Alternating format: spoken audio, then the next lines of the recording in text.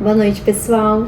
Vim aqui hoje para trazer uma palavra para edificar a vida de vocês.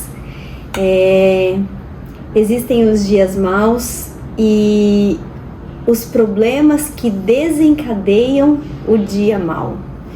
Então, quero falar um pouquinho ao coração de vocês sobre isso. O Espírito Santo tocou muito no meu coração com esse assunto, porque todos nós temos algum dia mau no decorrer das nossas vidas. Existem algumas igrejas e alguns pastores e algumas pessoas que pregam o evangelho da prosperidade,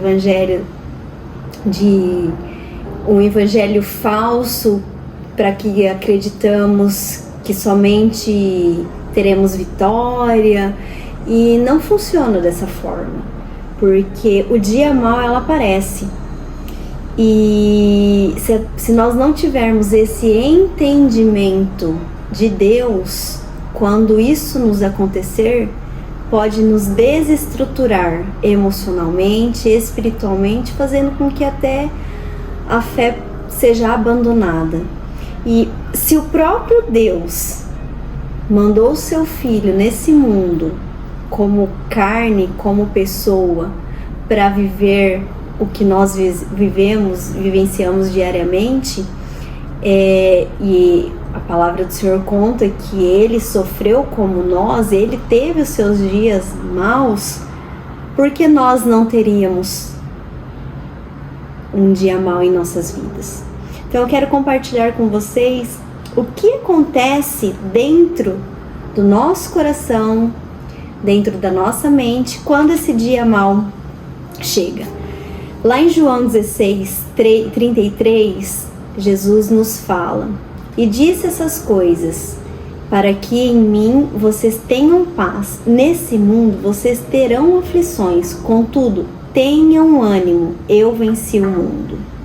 Então, o próprio Jesus nos mostrando que Ele venceu, Ele conseguiu vencer o mundo. Então, nós somos capazes, em Deus, de vencer os nossos problemas e termos vitórias perante o dia mau. Primeiro ponto, eu quero conversar com vocês um pouquinho por uma perspectiva, quando acontece um problema, o que nós temos que olhar? Nós temos que olhar para o problema e analisarmos esse problema, porque o primeiro princípio para que nós possamos conseguir resolver os problemas é conseguir todos os fatos. O que nós temos que fazer com isso? Guardar a nossa boca grande. A gente não precisa sair contando para todo mundo sobre os nossos problemas. Lá em Provérbios 18:13 fala o seguinte: "Responder antes de ouvir é estultícia e vergonha." Então, primeiro a gente vai escutar, vai absorver, e a gente não vai sair falando para todo mundo sobre os nossos problemas. Por quê? Porque nós temos que guardar a nossa boca grande. A boca, ela pode ser bênção e maldição.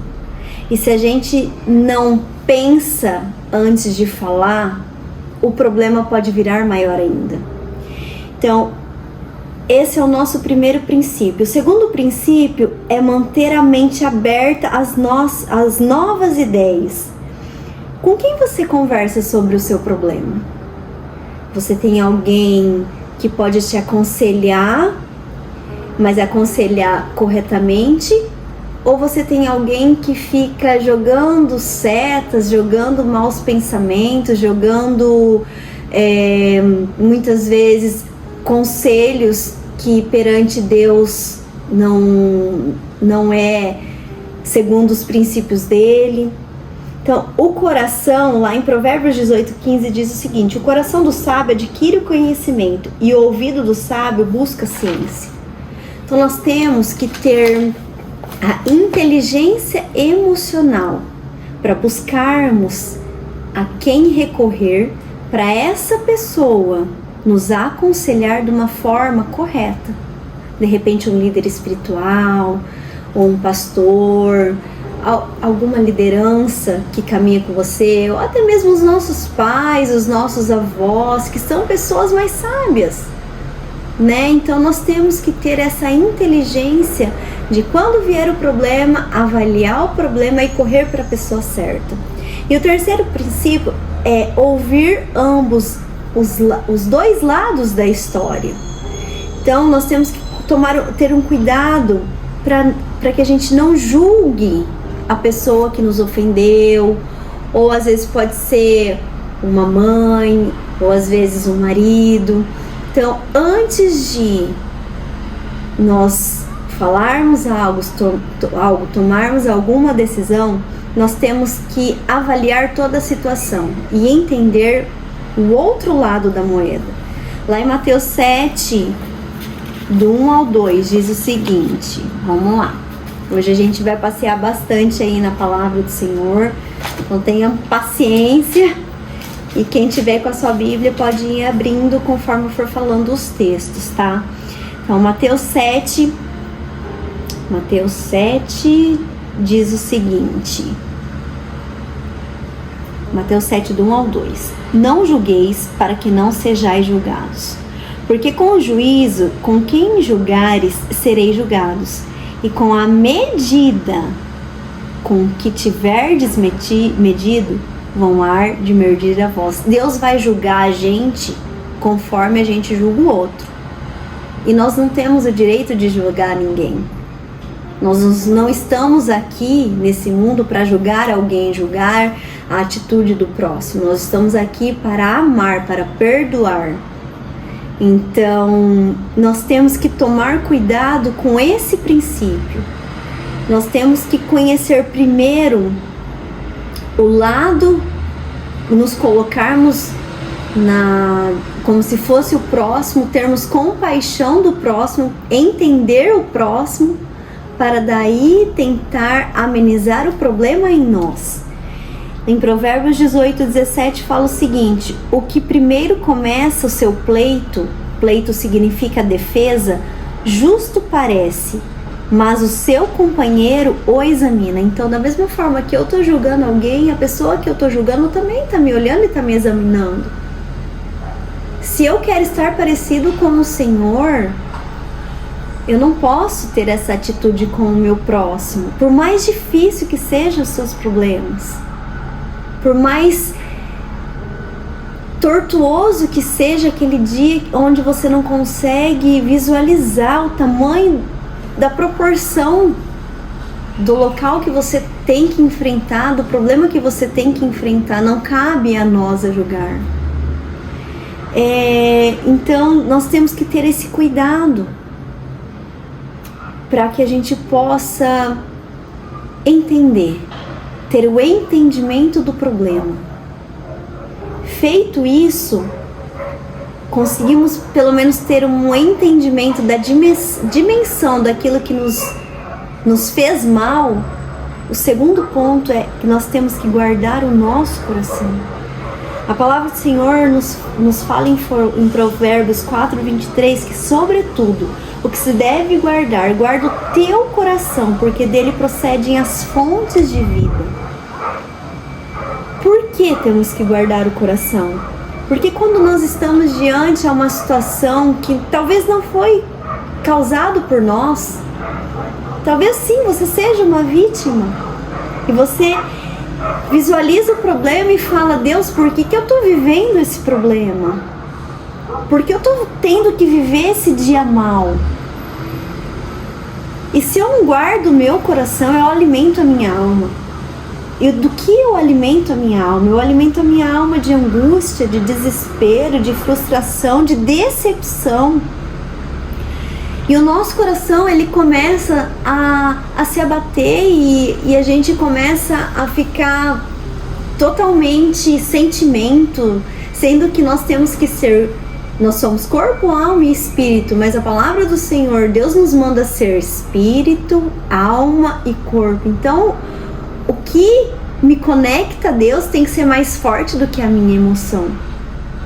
Mas às vezes é um problema tão sério, é algo que você não fez, é algo que você simplesmente aconteceu e que você foi uma vítima e ali as suas emoções estão gritando e você simplesmente se desespera e não guarda o seu coração. E aí não consegue ter mais entendimento do problema. E sabe o que isso acontece? O que pode acontecer? Esse problema virá maior dentro de você.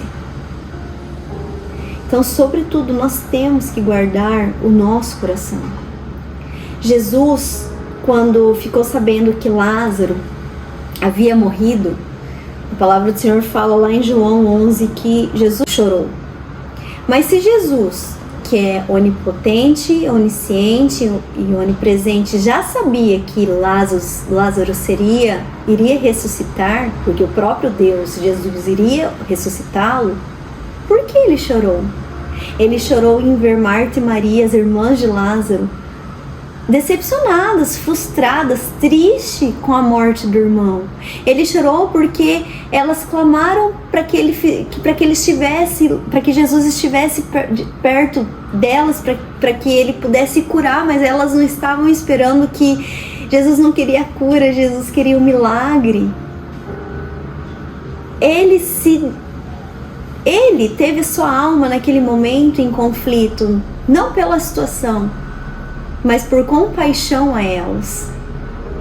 Então eu creio, do fundo do meu coração, eu creio que quando Jesus olha para nós, Ele tem compaixão de nós. Não importa o que você esteja passando, não importa o tamanho do seu problema, não importa a caverna que você está, assim como Elias. A palavra do Senhor conta que após Elias viver um grande milagre de derrotar vários profetas de Baal, ele se desesperou.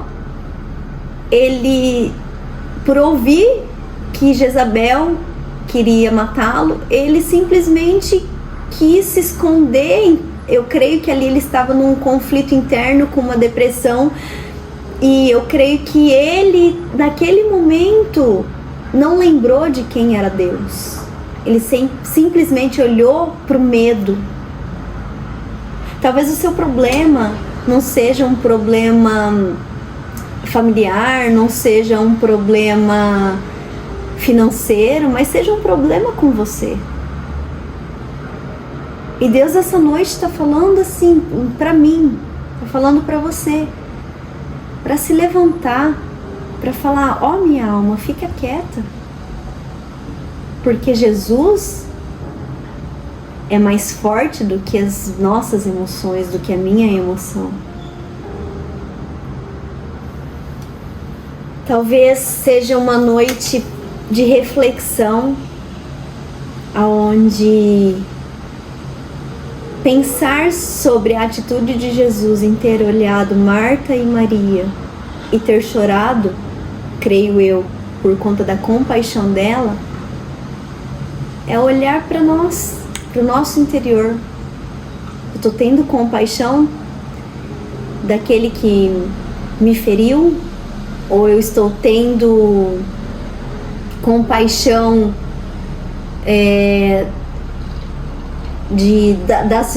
não estou tendo compaixão da situação, estou me vitimizando, estou entrando numa depressão profunda. Ou talvez ninguém te machucou e você simplesmente não tem mais perspectiva por conta de não ter mais uma direção na sua vida. Marta e Maria olhando ali, eu creio que elas falariam agora: como nós iremos prosseguir? Porque naquele tempo o provedor da casa era o homem. E elas não eram casadas. E naquele tempo uma mulher casada, ela era mal vista. O provedor da casa era o irmão. Elas se viram desesperadas. Mas elas não acreditaram no milagre. Elas simplesmente se desesperaram. O nosso coração, ele deve ser guardado. E como eu guardo o meu coração? Eu guardo o meu coração orando. Eu guardo o meu coração me enchendo da palavra do Senhor. Eu guardo o meu coração escolhendo o que eu vou pensar, o que eu vou alimentar a minha alma. Eu vou alimentar a minha alma num dia de angústia com redes sociais, ou eu vou alimentar a minha alma na palavra do Senhor, escutando uma ministração, escutando um louvor, orando. O que eu estou alimentando? Eu estou alimentando o meu espírito ou eu estou alimentando as minhas emoções? Nós temos que ocupar a nossa mente no dia mal com coisas úteis. O que são essas coisas úteis? Coisas que gostamos de fazer. Brincar com o filho, trabalhar, de repente convidar um amigo para uma conversa, ir buscar conselhos nas pessoas certas. E nós temos que crer. Crer que Jesus irá nos tirar da caverna como ele tirou Elias. Crer que Jesus irá fazer um milagre como ele fez na vida de Lázaro, ressuscitando ele. E o terceiro ponto, que está relacionado à nossa fé, à nossa crença, não é somente crer, nós temos que guardar a nossa fé. Porque se no dia mal nós não tivermos a nossa fé guardada, a nossa fé convicta em Deus, o dia mal nos faz questionar até a existência do Senhor, do porquê, do pra quê de tal situação. E muitas vezes ter essa dúvida nos faz morrer espiritualmente. Ter fé é conseguir acreditar no improvável, ter a esperança daquilo que não vemos, que não é palpável. A palavra do Senhor fala em Mateus 14, do 24 a 31, a passagem de Pedro. Fala o seguinte: Jesus tinha acabado, só para explicar um pouco do contexto, ele tinha acabado de fazer o primeiro milagre, que é a multiplicação de pães. Então, estavam com eles os discípulos e eles tinham acabado de ver o milagre de Deus multiplicando os pães para tantas mil pessoas. E fala o seguinte lá nessa passagem, que o barco estava no meio do mar, açoitados pelas ondas, porque o vento era contrário. Mas a quarta vigília da noite, dirigiu-se Jesus para eles, caminhando por cima do mar. E os discípulos, vendo caminhar sobre o mar, assustaram-se, dizendo: é um fantasma, e gritaram com medo. Jesus, porém, lhes falou logo, dizendo: tende bom ânimo, sou eu, não temais. Respondeu-lhe Pedro e disse: Senhor, se és tu, manda-me ir contigo por cima das águas. E ele disse: vem. E Pedro, descendo do barco, andou sobre as águas para ir ter com Jesus. Mas, sentindo o vento forte, teve medo e começando a ir para o fundo, clamou, dizendo: Senhor, salva-me. E logo Jesus estendeu a mão, segurou e disse-lhe: homem de pequena fé, por que duvidastes? Quando leio a Bíblia, eu gosto de pensar no contexto, de imaginar o contexto. Então, vamos imaginar a situação. Eles tinham acabado de ver Jesus multiplicando o pão. Estava Pedro, João e Tiago. João e Tiago estavam no barco. E Jesus não estavam com eles, porque eles iriam encontrar Jesus à frente. E tinha uma tempestade muito grande. O coração deles viu a tempestade como um problema. E eles não creram que se Jesus mandou eles pegarem o barco e encontrar Jesus na outra ponta do rio, por que eles temeram? E a tempestade começou. E eles só conseguiram olhar para a tempestade. Eles só conseguiram olhar para o problema. Então eu fico imaginando João e Tiago assim, a hora que Jesus chamou e Pedro falou assim: ok, Jesus, eu vou com o Senhor. Se for mesmo o Senhor, me manda aí. Os dois ali quem é você? Você é louco?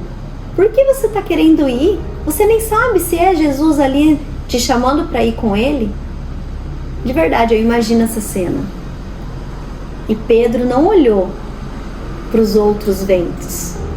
Quais são os outros ventos? São as pessoas que nos desencorajam, que falam aos nossos corações para causar mais angústia.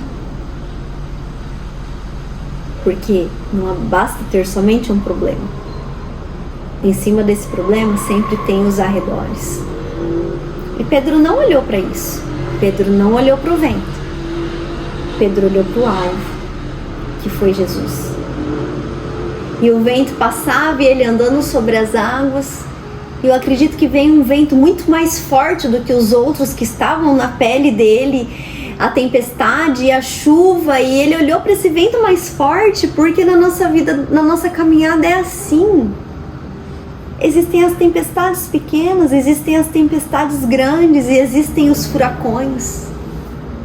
Existem os tsunamis. Mas se para cada vento forte, para cada tsunami, nós tivermos um olhar, a gente nunca vai conseguir andar sobre as águas.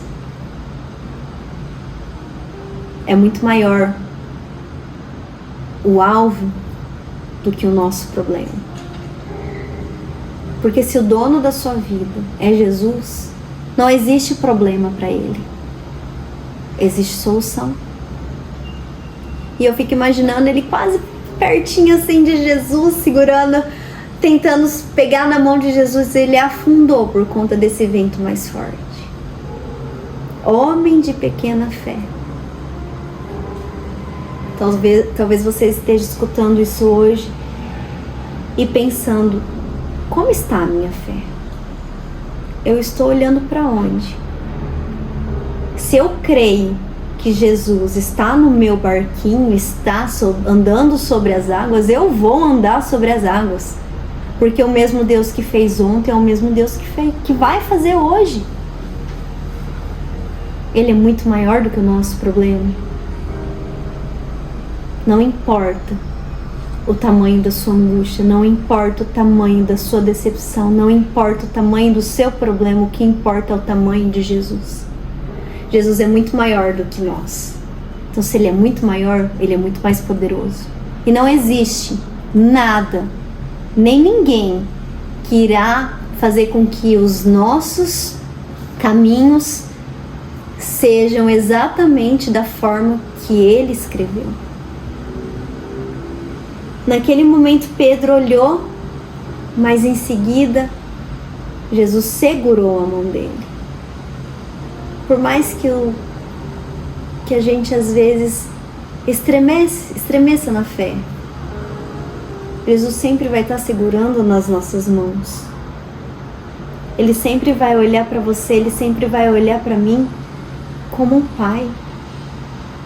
E qual pai que não olha para o seu filho e não quer impedir que esse filho sofra? Às vezes, o que está acontecendo na sua vida foi Deus que colocou. José não fez nada. E a história de José é uma história muito ilustrativa, mas ao mesmo tempo que nos gera fé. José foi vendido como escravo, foi preso por conta de um sonho que ele contou para os seus irmãos, onde os seus irmãos tiveram inveja. Mas não foi por conta de um sonho que ele contou, foi porque Deus já tinha trilhado isso para a vida dele.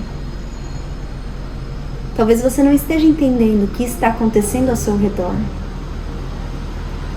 E você só esteja visualizando o problema, deixando a sua alma entristecer, frustrar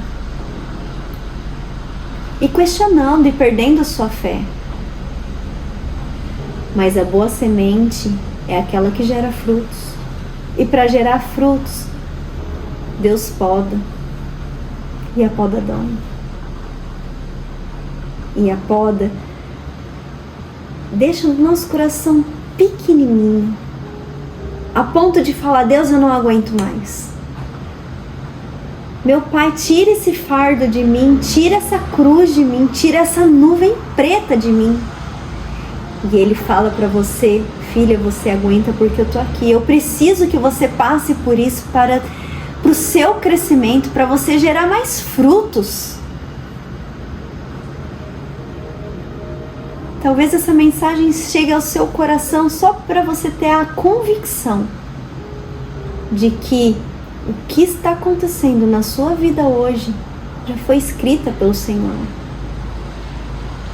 Se você está nos caminhos do Senhor, muitas coisas você não entende, porque muitas coisas Ele coloca na sua vida para crescimento.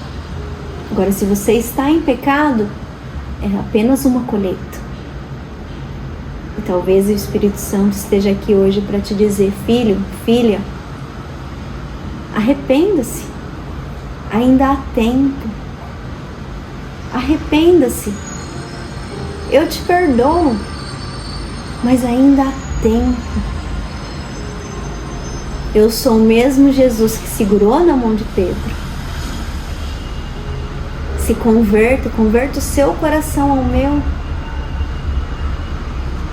Se posicione em mim. Eu não te prometo um dia de não frustração, porque vai vir o dia mau, mas eu te prometo uma vida eterna. Como Deus gostaria que nós reagíssemos a tudo isso, ao dia mau, aos nossos problemas.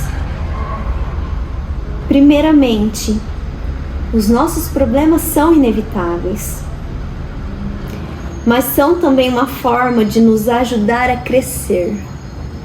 Em Tiago 1:2-4 diz o seguinte: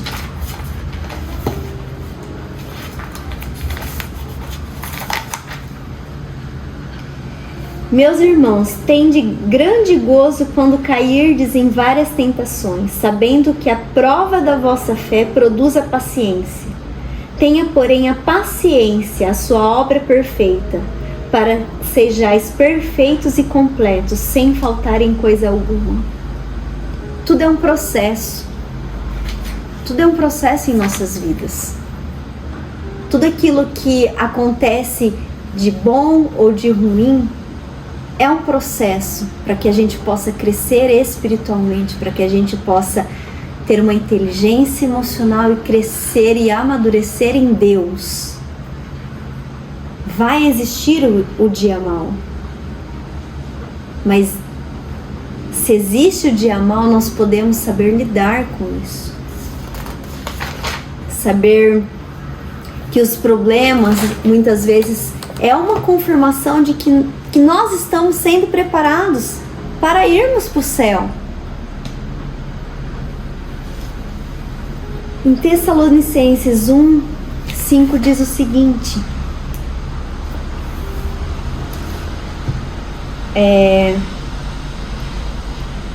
prova clara do justo juízo de Deus, para que sejais havidos por dignos do reino de Deus, pelo qual também padeceis. Então, se nós estamos olhando para tudo isso e olhando para Cristo, nós iremos reinar com Ele, nós iremos chegar ao ponto de termos a certeza de que iremos viver com Ele. Vamos lutar o bom combate. Paulo nos garante que ele lutou o bom combate e que ele venceu. E por fim, como lidar com os problemas e superar o dia mau? Nós temos que olhar fixo para Jesus, porque Ele pode nos livrar e tirar o nosso fardo e as nossas cargas. A palavra do Senhor lá em Mateus 11:28 diz o seguinte: Mateus 11:28: Vinde a mim todos que estáis cansados e oprimidos, e eu vos aliviarei. Então é chegar no papai e falar assim: Deus, eu não estou mais aguentando. É ter um coração um coração constrito, é chegar nele humildemente e falar assim: Deus, eu não estou mais aguentando, tira esse fardo. Então Jesus vem e te abraça e tira esse fardo, leve esse fardo para ele, e esse fardo vai embora, e as misericórdias do Senhor, ele vai se renovar cada manhã. No outro dia você já vai estar melhor, porque você entendeu que o fardo que você carrega é trocado. O nosso fardo tem que ser trocado, o nosso fardo tem que ser leve, porque Jesus já pagou o preço pela minha vida e pela sua vida, e Ele nos garante uma vida leve, por mais que tenhamos problemas, por mais que tenhamos turbulências, tribulações. O nosso fardo tem que ser entregue para aquele que irá tirar todo o fardo e nos deixar leve. E esse fardo, esse peso não cabe a mim, não cabe a você a carregar. Nós temos que confiar que o plano de Deus, ele é muito maior do que aquilo que pensamos. Em Romanos 8:28 fala o seguinte: sabemos que todas as coisas cooperam para o bem daqueles que amam a Deus, daqueles que são chamados segundo o seu propósito. Se o seu propósito primeiro é passar por coisas ruins, para depois Ele derramar toda a glória, toda a honra e honrar a sua vida, não murmure. Apenas aceite o seu propósito. Agradeça, por mais difícil que esteja, por mais complexo que esteja a sua vida. Mas se tudo isso está sendo causado pelo próprio Deus, olhe para isso e agradeça. Supere. Sabe aquela frase que falam, né? Aceita que dói menos. É exatamente isso.